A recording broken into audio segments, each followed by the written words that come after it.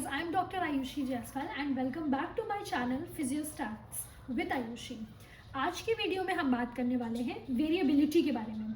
Variability मतलब variable या difference, जैसे कि फिजिक्स केमिस्ट्री में आप लोगों को पहले भी पढ़ा होगा, जैसे क्लोरीन का एक एटम होता है, ठीक है, तो वो एटम्स जो है वो आइडेंटिकल है, ठीक है, तो वो वेरिएबिलिटी फिजिक्स केमिस्ट्री के फील्ड में नहीं होगी। लेकिन अगर हम बायोलॉजी और हेल्थ से रिलेटेड बात करेंगे तो एक ह्यूमन बॉडी का blood pressure, height, weight, gender, age सब अलग अलग होता है और ये टाइप का वेरिएशन एकदम नॉर्मल है। क्यों? क्योंकि एक ह्यूमन बॉडी कभी भी दूसरी ह्यूमन बॉडी के आइडेंटिकल बिल्कुल नहीं होती है। इस टाइप की वेरिएबिलिटी को हम बायोलॉजिकल वेरिएबिलिटी बोलते हैं। वेरिएबिलिटी के हमारे डिफरेंट टाइप्स हो सकते हैं। सबसे पहला मैंने आपको समझाया बायोलॉजिकल के बारे में। बायोलॉजिकल के अंदर क्या होता है, जैसे हर ह्यूमन इंडिविजुअल दूसरे ह्यूमन इंडिविजुअल से अलग होता है, उसकी वजह से उनके वैल्यूज़ के बीच में एक वेरिएंस आ जाता है, एक डिफरेंस आ जाता है जो कि एकदम नॉर्मल होता है। तो इसको हम बायोलॉजिकल वेरिएंस बोलते हैं, जैसे कि height of two different students या फिर वेट या फिर एज। बायोलॉजिकल वेरिएंस की हमारे डिफरेंट क्लासिफिकेशन आ जाती है। इंडिविजुअल मतलब डिफरेंट इंडिविजुअल्स के बीच का डिफरेंस। पीरियोडिकल मतलब कि एक पर्टिकुलर पीरियड ऑफ टाइम के अंदर उसी सेम पर्सन में क्या क्या डिफरेंस आया है। जैसे कि अगर हमने एक पर्टिकुलर पीरियड ऑफ टाइम, जैसे 8 महीने 10 महीने, तो उसने कितना केजी ऑफ वेट लॉस किया है या गेन किया है, ये वेरिएबिलिटी को हम पीरियोडिक वेरिएबिलिटी बोलते हैं। ग्रुप के अंदर जैसे मान लीजिए डिफरेंट ग्रुप्स में, जैसे एज हो गया, ऑक्यूपेशन हो गया, उसमें हमें कितने वेरिएंस देखने को या वेरिएबिलिटी देखने को मिल रही है। एक होता है सैंपल। सैंपल मैंने अपनी पहले भी वीडियो में बता रखा है, सैंपल वर्सेस पॉपुलेशन। अगर आपने वो नहीं देखा है तो उस वीडियो को जल्दी देखिए जा करके। सैंपल वेरिएबिलिटी मतलब एक पर्टिकुलर पॉपुलेशन के अंदर हमारे कितने सैंपल में चेंजेस या वेरिएंस देखने को मिला है with respect to complete population. ये टाइप की वेरिएबिलिटी हमारी बायोलॉजिकल वेरिएबिलिटी के अंदर क्लासिफाई होती है। रियल वेरिएबिलिटी के बारे में, रियल वेरिएबिलिटी तब हम मेंशन करते हैं या ऑब्जर्व करते हैं जब हमारे चांसेस ऑफ ट्रायल्स जो होते हैं वो ख़त्म हो जाते हैं। चांसेस ऑफ ट्रायल्स के बाद अगर कोई रिजल्ट हमें देखने को मिल रहा है तो वो हमारी रियल चेंजेस हैं, वो हमारी रियल वेरिएबिलिटी है।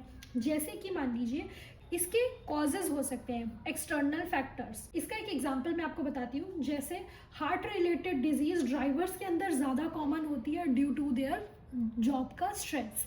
नेक्स्ट हमारे पास आता है एक्सपेरिमेंटल वेरिएबिलिटी। एक्सपेरिमेंटल वेरिएबिलिटी में कोई भी टाइप का एरर एक स्टडी मेथड के अंदर अगर किया जा रहा है, ये बायोलॉजी से रिलेटेड बिल्कुल नहीं है, ये स्टैटिस्टिक्स से रिलेटेड है। एक्सपेरिमेंट में अगर कोई भी प्रकार का एरर हो रहा है जो हमारी स्टडी को चेंज कर रहा है, that is known as experimental variability. अगर कोई ऑब्जर्व कर रहा है, कोई एक्सपेरिमेंट हो रहा है और उसे ऑब्जर्व करने वाले से अगर कोई एरर हुआ है या उसने क्वेश्चनिंग गलत की है या रिकॉर्डिंग बायस्ड है, तो उसको हम ऑब्जर्वर एरर बोलते हैं। एक होता है इंस्ट्रूमेंट एरर, कि इंस्ट्रूमेंट अगर हमने कोई यूज़ किया, स्फिग्मोमैनोमीटर यूज़ किया या कोई लैब इक्विपमेंट यूज़ किया या वेइंग मशीन यूज़ करी है, तो उसमें अगर वैल्यूज़ में एरर आ रहा है तो वो इंस्ट्रूमेंटल एरर होगा। एक होता है सैम्पलिंग डिफेक्ट। सैम्पलिंग डिफेक्ट में मतलब कि हमने यहाँ तो बहुत छोटा सैंपल ले लिया है जो पूरी पॉपुलेशन को रिप्रेजेंट नहीं करता है, तो भी ये एक टाइप का एरर माना जाएगा।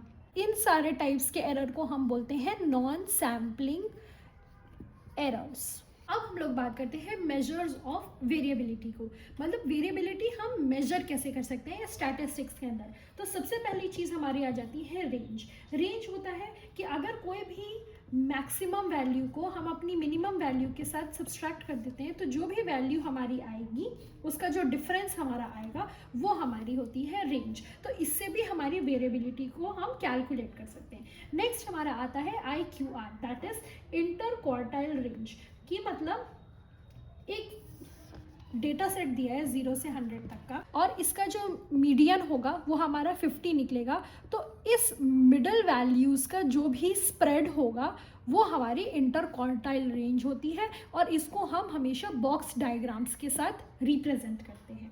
नेक्स्ट हमारा आ जाता है मीन डेविएशन। मीन डेविएशन होता है कि हम जब मीन का एक एवरेज डेविएशन कैलकुलेट करते हैं तो उसको हम मीन डेविएशन बोलते हैं। स्टैंडर्ड डेविएशन हमारी डिस्पर्जन के डिग्री को कैलकुलेट करने के लिए इस्तेमाल की जाती है।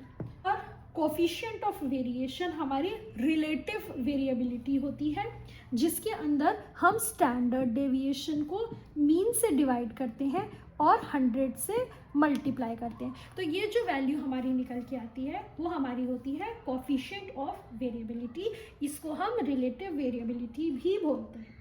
तो जैसे अभी हमने रिवाइज किया था कि वेरिएबिलिटी की हमारी 3 डिफरेंट क्लासिफिकेशन हो सकती हैं, बायोलॉजिकल, रियल और एक्सपेरिमेंट। बायोलॉजिकल को हम कैलकुलेट कर सकते हैं, बायोलॉजिकल वेरिएबिलिटी को हम कैलकुलेट कर सकते हैं मीन से, रेंज से, स्टैंडर्ड डेविएशन से, स्टैंडर्ड एरर से और नॉर्मल डिस्ट्रीब्यूशन से।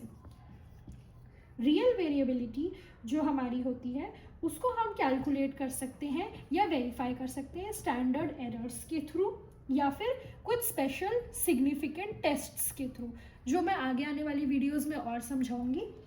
एक्सपेरिमेंट वेरिएबिलिटी हमारी कैलकुलेट हो सकती है जब हम नॉन सैम्पलिंग एरर्स को रिड्यूस कर देंगे तो हमारी एक्सपेरिमेंटल वेरिएबिलिटी भी डिक्रीज हो जाएगी। So that's it for the video for today, guys. I hope you like this video and do share and subscribe me and follow for more. Bye.